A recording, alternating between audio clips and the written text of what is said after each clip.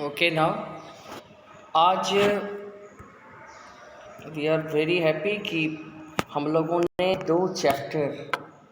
पूरे दो चैप्टर को हम लोगों ने अच्छे तरीके से पढ़ करके और अब हम लोग इस चैप्टर में आ रहे हैं, यानी लोकतंत्र एवं विविधता वाले चैप्टर में हम लोग आ रहे हैं। इससे बड़ी अच्छी बात और कुछ नहीं हो सकती भैया बहन। We have accomplished 2 chapters very well. 2 chapters को हम लोगों ने बहुत अच्छे तरीके से देखा और अब ज़रूरी है कि तीसरे चैप्टर को देखा जाए। तो हम समझते हैं कि आप आज कुछ ज़्यादा कंसंट्रेटेड होकर के बोर्ड को भी देखेंगे और मेरी बात भी सुनेंगे, ठीक है। I am making known about the facts now.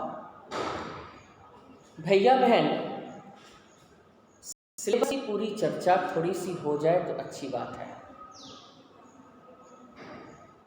Federalism और उसके पहले पावर शेयरिंग, यानी संघवाद और उसके पहले सत्ता की साझेदारी, इस दोनों चैप्टर्स को हम लोगों ने अच्छे तरीके से देखा।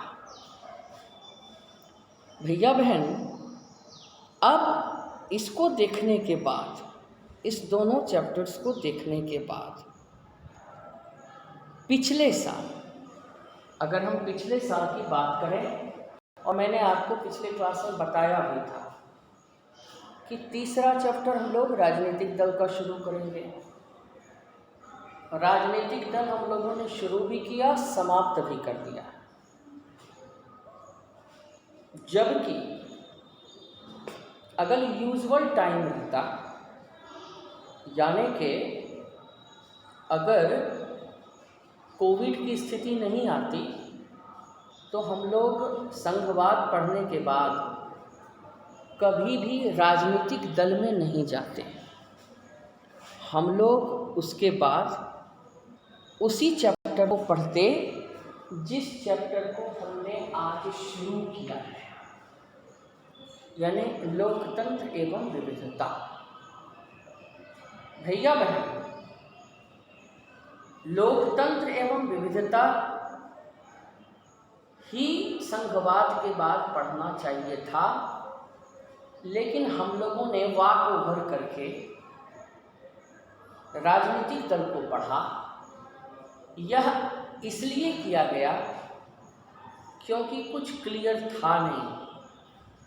कोविड के चलते पिछले साल जो सिलेबस फॉलो किया गया, उसी सिलेबस को बीइंग ए टीचर हमने यहाँ बताना ज़रूरी समझा।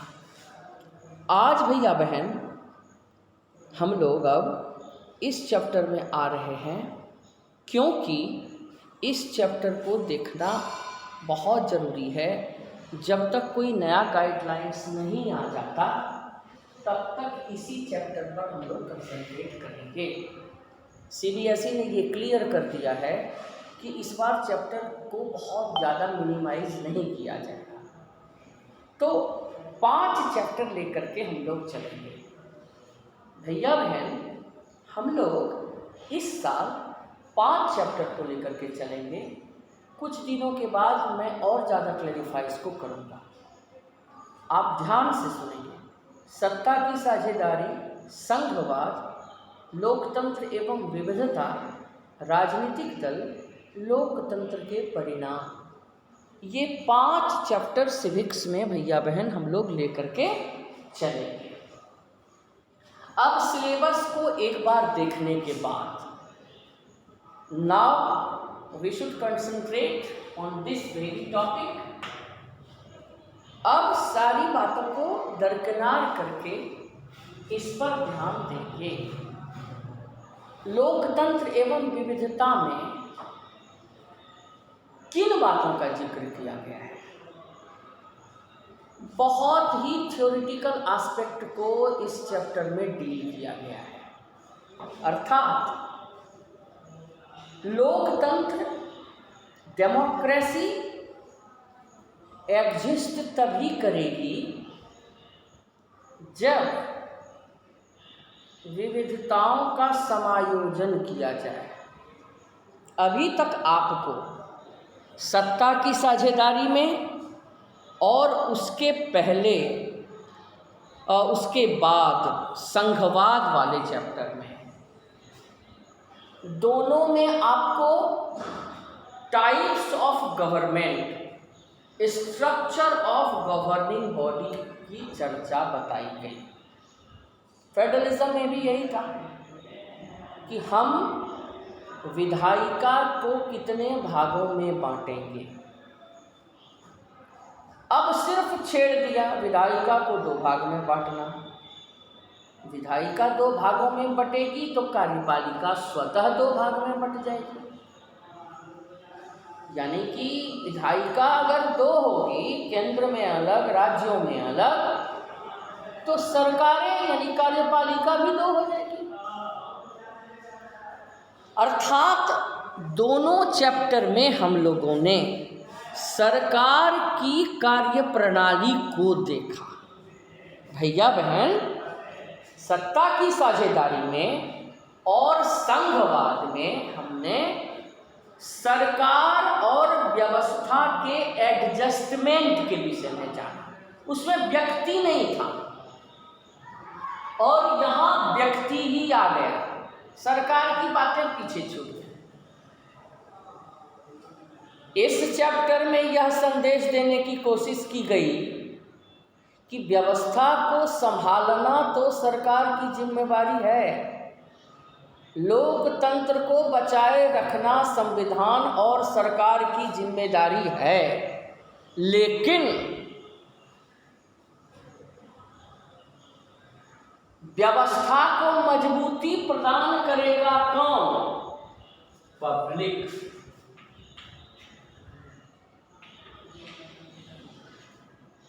सरकार का निर्माण भी कौन करेगा? पब्लिक। तो सरकार बाद में आती है, पब्लिक पहले आता है। हम कहते भी हैं लोकतंत्र आम जनता का शासन। व्यवस्था बताने के लिए सरकार के ढांचा, व्यवस्था के ढांचा की जानकारी आपको दी गई, लेकिन बात तो ले दे करके आगे रुकती है पब्लिक पर। It is the general mass, it is the general public who installs the government. In democracy, everything dwells on the people. Dwells मतलब टिकना, हर बातें टिकती हैं आकर के बेस पर। इमारत बन गई, पिलर ही मेन है। पिलर कौन है? जनता। आम जनता ही सरकारें बनाती हैं और ये सरकार लोकतंत्र को देखता है, लेकिन इसको किसने बनाया? इसने बनाया। तो महत्वपूर्ण ये नहीं हुआ, महत्वपूर्ण ये हुआ। इसी बात को हमको भैया बहन देखना है। पब्लिक के ऊपर ही सारी बातें आकर टिकती हैं। अब भैया बहन हम यह देखेंगे, वी विल जस्ट सी कि किस प्रकार जनता महत्वपूर्ण हो जाती है, जनता कैसे महत्वपूर्ण हो जाती है। तो जनता महत्वपूर्ण होती है ऐसे कि एक समाज है, एक समाज है, ये समाज कहिए इसको, या इसको राज्य कहिए, या इसको देश, राष्ट्र, कम्युनिटी को है ना, पब्लिक कम्युनिटी, पब्लिक कम्युनिटी। ये पब्लिक कम्युनिटी है जिसको हम लोग बोलते हैं, बेल्जियम वाले में पढ़ते सामुदायिक सरकार। तो समुदाय की सरकार, कम्युनिटी में बना, देश बन गया, ये समाज बन गया, देश बन गया, राज्य बन गया। सब कम्युनिटी का ही अलग अलग नाम है। छोटा कम्युनिटी है तो समाज है, उससे बड़ा कम्युनिटी है तो राज्य है, सबसे बड़ा कम्युनिटी है तो देश है। लेकिन सब है कम्युनिटी, सब जो है वो समुदाय ही है। समुदाय का छोटा रूप, समुदाय का मध्यम रूप, समुदाय का बड़ा रूप। भैया बहन, समुदाय के अंतर्गत कौन है? लोग, मास है। क्या है? पब्लिक है। ये पब्लिक है यानी जनता है। क्या है? जनता। ये जनता द्वारा संचालित है। समाज भी जनता के द्वारा संचालित है, राज्य भी जनता के द्वारा संचालित है, राष्ट्र भी जनता के द्वारा संचालित है। अब इस चैप्टर में मैंने पहले ही कहा था कि थ्योरेटिकल चैप्टर है ये, इसमें समझने वाली बात है, स्ट्रक्चर नहीं है। इसमें आपको बताया गया कि एक राष्ट्र जो है वो राष्ट्र तो विविधतापूर्ण है। ये हर कम्युनिटी जो है वो कम्युनिटी अलग अलग धर्मावलंबियों से भरा हुआ है। भारत सबसे विविधतापूर्ण देश है। ग्रेट ब्रिटेन कम विविधतापूर्ण देश है। यूएसए कम विविधतापूर्ण देश है। लेकिन विविधताएं सब जगह। हर समाज विविधताओं से भरा है, हर राज्य विविधताओं से भरा है, हर राष्ट्र विविधताओं से भरा है। यानी विविधता जो है, विविधता प्राकृतिक है। विविधता प्राकृतिक है, यह नैसर्गिक होता है। Difference is the law of nature. Difference अंग्रेजी में बोलते हैं difference is the law of nature. इसको कोट कर लीजिएगा। Difference is the law of nature. इसलिए समाज भी डिफरेंट है, हाँ, राज्य भी डिफरेंट है, यानी विविधता प्राकृतिक गुण है। समाज का प्राकृतिक गुण है विविधता, राष्ट्र का प्राकृतिक गुण है विविधता। क्यों? क्योंकि अलग अलग धर्मावलंबी हैं, अलग अलग रंग हैं, फिजिकल डिफरेंस है, मेंटल डिफरेंस है, कल्चरल डिफरेंस है, रीति रिवाज अलग हैं, ऐतिहासिक पृष्ठभूमि अलग अलग है, भाषाएं अलग अलग हैं, यानी विविधता प्राकृतिक है, रहेगा ही। जब एक माँ बाप के 5 संतान होते हैं, 4 संतान होते हैं, चारों में सिमिलरिटी नहीं होती, चारों अलग अलग हैं, तो राष्ट्र तो बड़ा परिवार है, उसमें तो और ज़्यादा विविधता रहेगी। भैया बहन, इस चैप्टर में समझाने की कोशिश की गई है कि जब विविधता प्राकृतिक है तो फिर सरकार का निर्माण कैसे होगा? अपनी अपनी डफली, अपना अपना राग हो जाएगा।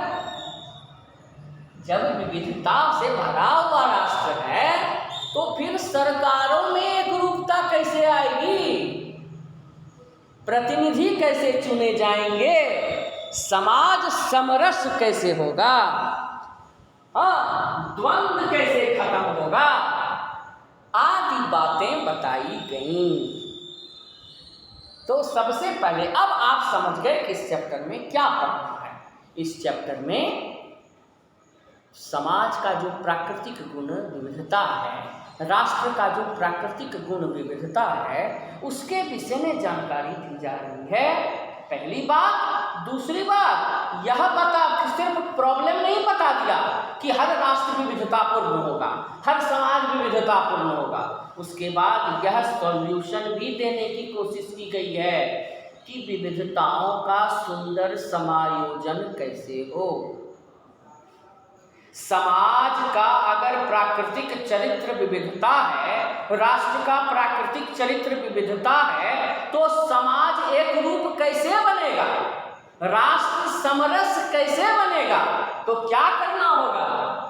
विविधताओं का समायोजन करना होगा। विविधताओं का समायोजन, ये वर्ड निकल करके भैया आया।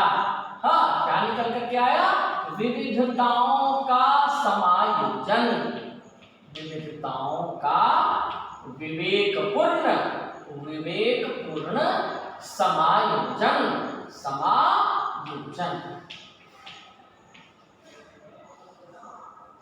ये करना होगा, क्योंकि विविधता तो प्राकृतिक है और एक प्रकार की विविधता नहीं, भाषा की विविधता, सांस्कृतिक पृष्ठभूमि में विविधता, खान पान में विविधता। तो समाज जब विविधतापूर्ण है तो लोकतंत्र का सुंदर संचालन कैसे सुनिश्चित होगा? इसलिए क्या करना होगा भैया बहन? विविधताओं का समायोजन करना होगा। समस्या भी बता दिया, निदान भी बता दिया। अब भैया बहन आप समझ गए होंगे कि इस चौथे चैप्टर में क्या क्या चीजें दी गई हैं, किन बातों पर चर्चा की गई है। अब आते हैं हम कि अब जो चैप्टर का प्रेजेंटेशन है, प्रस्तुतिकरण है, उस पर आते हैं। शुरुआत में कहा गया कि सामाजिक विभाजन का उद्गम क्या है। सामाजिक विभाजन तो होगा, विविधता है तो विभाजन की स्थिति भी बनेगी, सोशल डिफरेंस रहेगा ही। लेकिन ये सामाजिक विभाजन को कैसा होना चाहिए आपको दिया है पुस्तक निकाल करके। आज आप, मैं अक्सर बोलता हूँ कि जिस दिन चैप्टर की शुरुआत हो उस दिन आप इसको जाकर कर जरूर एक बार देखेंगे, तो उसमें आपको दो चीज़ मिलेगा, एक ओवरलैपिंग डिफरेंसेस और दूसरा क्रॉस कटिंग डिफरेंसेस। याद रखिए, दो तरह के डिफरेंसेस हैं, है ना। डिफरेंस का आधार क्या है? पहले डिफरेंस का आधार देख लें तो जन्म के आधार पर, जाति के आधार। कोई भी समाज का विभाजन दो आधार पर मोटे तौर पर हुआ। पहला, जन्म या जाति के आधार पर, based on accident of birth. उसमें रिलीजन आ गया, फिजिक आ गया और फिजिक आ गया, जेंडर आ गया। लैंगिक असमानता है, कोई पुरुष है कोई स्त्री है। फिजिक आ गया, कोई गोरा है कोई काला है। आपने देखा कि अमेरिका में human rights movement, Nelson Mandela का मूवमेंट, गोरे काले का था, फिजिक का डिफरेंस था, कलर का डिफरेंस था, उसने इतना बड़ा सामाजिक विभाजन कर दिया। उसके बाद सबसे पहला रिलीजन और कास्ट, ये तो मुख्य है। कोई समाज में हम विभाजन करते हैं तो समझ जाते हैं कि हिंदू है मुसलमान है, जैन है कि सिख है, ईसाई है कि पारसी है, इस आधार पर हम करते हैं। तो सामाजिक विभाजन का आधार हो गया रिलीजन और कास्ट। रिलीजन के अंदर फिर विभाजन, अगर कोई हिंदू है तो ये राजपूत है, ये ब्राह्मण है, ये वैश्य है, ये शूद्र है। यहाँ भी विभाजन, यानी विभाजन के अंदर फिर विभाजन। कास्ट के अंदर सब कास्ट, रिलीजन के अंदर कास्ट, यानी विभाजन कई स्तर पर, बहुस्तरीय विभाजन, मल्टी लेवल डिफरेंस। ये नियम है, प्राकृतिक है। समाज में बहुस्तरीय विभाजन होगा, लेकिन विभाजन को विनाशकारी नहीं होना चाहिए। इसी बात को हम लोग देखेंगे। अब आप इसको नोट कर लेंगे। सामाजिक विभाजन का उद्गम क्या है, ओरिजिन ऑफ सोशल डिफरेंस क्या है, तो जन्म जाति के आधार पर, जिसमें आता है रिलीजन, फिजिक, धर्म, जाति, शारीरिक बनावट और लैंगिक असमानता। दूसरा विभाजन का उद्गम है, दूसरा प्राथमिकताओं, पसंद के आधार पर, बेस्ड ऑन चॉइसेस, ऑक्यूपेशन, ये भी डिफरेंस कर देता है। कोई किस ऑक्यूपेशन का है, कोई जैसे व्यापार करने वाले लोग हैं उनको व्यापारियों का कम्युनिटी है, कोई डॉक्टर्स है वो डॉक्टर्स कम्युनिटी है, कोई माइनिंग क्षेत्र में काम करता है तो वो माइनिंग का विलेजेस में रहता है, और वो धीरे धीरे उसी समाज में कंसंट्रेट कर जाता है। तो अब ऑक्यूपेशन के आधार पर भी सामाजिक विभाजन होते हैं, ऑक्यूपेशन के आधार पर भी सामाजिक विभाजन होता है। लेकिन यानी बताया गया आपको ये कि विभाजन कई स्तरों पर समाज में होते हैं, लेकिन उसे क्या होना चाहिए, उसे वैचारिक डिफरेंस तक ही सीमित रहना चाहिए। भैया बहन, अगले दिन जब कक्षा होगी तो अगली कक्षा में हम लोग देखेंगे कि विभाजन को विनाशकारी होने से कैसे बचाएंगे। हमको लगता है कि आप इसको लिख चुके होंगे। अब काइंड्स ऑफ सोशल डिफरेंस हम देखेंगे, है ना।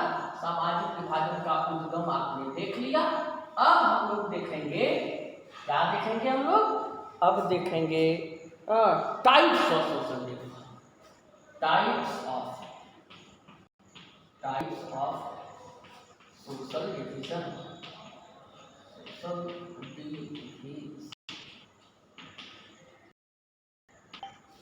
हम लोगों ने देखा सामाजिक विभाजन का उद्गम यानी रूप। सामाजिक विभाजन का क्या क्या रूप है? जन्म के आधार पर, धर्म के आधार पर, पसंद के आधार पर, पेशा के आधार पर। ये सामाजिक विभाजन का उद्गम बिंदु बोले, आधार बोले, प्रकार बोले, रूप बोले।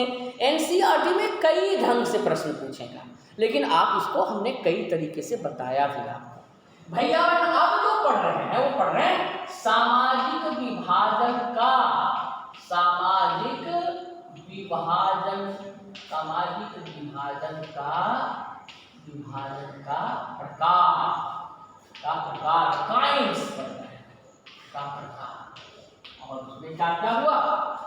उसमें भी दो हो गया। इसके भी सामाजिक विभाजन के दो प्रकार हैं। पहला है क्रॉस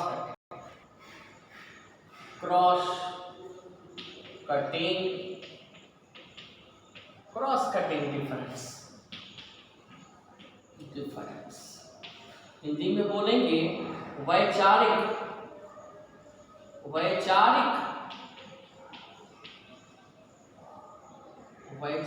अंतर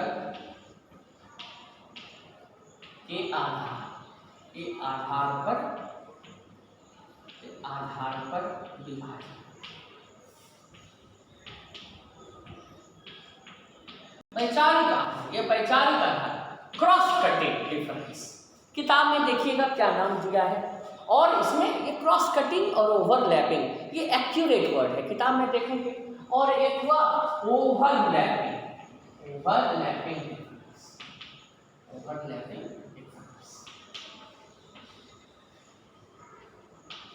जिसको बोलते हैं विनाशकारी विध्वंसक, विनाशकारी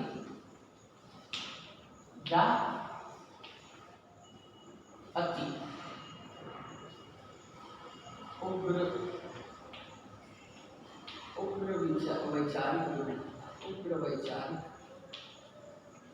उग्र वैचारिक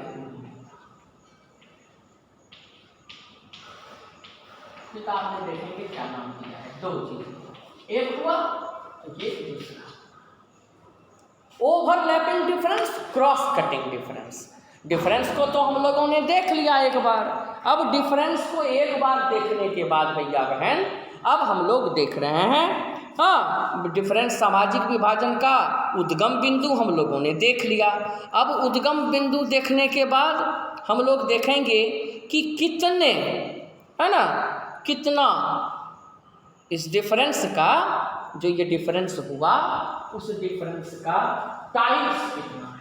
एक है क्रॉस कटिंग डिफरेंस, एक है overlapping difference. Cross cutting difference जो है वो वैचारिक अंतर के आधार पर है। ओवरलैपिंग विनाशकारी, यानी लोकतंत्र कहता है, जिस सामाजिक विभाजन की बात कर रहे हैं वो लोकतंत्र के अंतर्गत, हमारे समाज में लोकतंत्र है। लोकतंत्र में वैचारिक विभिन्नता होती है तो लोकतंत्र कहता है कि ये अच्छा है, वैचारिक विभिन्नता होना चाहिए, लोकतंत्र इससे मजबूत बनता है। लेकिन उसे क्रॉस कटिंग तक ही सीमित रहना चाहिए। जैसे सपोज कीजिए आप कांग्रेस विचारधारा के समर्थक हैं, हम भारतीय जनता पार्टी के समर्थक हैं, कोई कम्युनिस्ट सिद्धांत का समर्थक है, कोई दलित पार्टी का समर्थक है, तो वैचारिक अंतर तो होते हैं। एक ही समाज में रहने वाले कांग्रेस के भी वोटर हैं, बीजेपी का भी वोटर है, दलित पार्टी को देने वाला भी है, किसी भी पार्टी को देने वाला है, तो वैचारिक अंतर है, वाद विवाद है, होना भी चाहिए, नो प्रॉब्लम। क्या फर्क पड़ता है? किसी की राजनीतिक विचारधारा कैसी है इससे कोई फर्क भैया बहन नहीं पड़ता। ये लोकतंत्र को मजबूत बनाते हैं, दोनों में अंतर यही है, ये लोकतंत्र को मजबूत बनाते हैं। समाज लोकतंत्र या समाज को आएगा लिखने के लिए एग्जामिनेशन में हॉट फेवरेट क्वेश्चन है, cross cutting difference, overlapping difference आगामी परीक्षा में आएगा। लोकतंत्र एवं समाज के लिए ये लाभकारी है, ये लाभकारी होना चाहिए। हाँ, डिफरेंस ऑफ ओपिनियन होना चाहिए, डिस्कशंस होने चाहिए, एक दूसरे की बातों को तर्कपूर्ण ढंग से काटना उचित बात है, इससे लोकतंत्र मजबूत होता है, समाज सैद्धांतिक रूप से बौद्धिक रूप से मजबूत होता है। लेकिन ये डिफरेंस जो है ये हरगिज नहीं होना चाहिए। क्या ओवरलैप, बाल्टी में पानी भर दिए, बाल्टी लबालब हो गया, फिर पानी डालते गए, क्या होगा? पानी नीचे जाएगा, it will overflow and all the water will be wasted. Then cross cutting तक ठीक है, ओवरलैपिंग गड़बड़ है। इतना ज्यादा वैचारिक डिफरेंस हो गया दो ग्रुपों में कि एक ग्रुप को लगने लगा कि अब हम यहां नहीं रह सकते, अलगाव की भावना पैदा हो गई। ओवरलैपिंग डिफरेंस ने अलगाव की भावना ला दी और समाज दो फाड़ हो गया, राष्ट्र दो फाड़ हो गया। जहां ये विभाजनकारी नहीं लाभदायक है, वहीं ये लाभदायक ही नहीं, ये लाभदायक तो है ही नहीं, ये विनाशकारी है। ओवरलैपिंग डिफरेंस से बचना चाहिए। आज देखिए पाकिस्तान का विभाजन हम लोग देखें, पूर्वी पाकिस्तान के लोग वो भी पाकिस्तानी थे, एक साथ भारत से गए, लेकिन बंगाली मुसलमानों को वहाँ के रेस्ट ऑफ द मुसलमानों ने ऐसा ट्रीट किया कि पाकिस्तानी समाज मुसलमान समाज एक ही धर्म के लोग थे, लेकिन ओवरलैपिंग डिफरेंस का शिकार हो गया।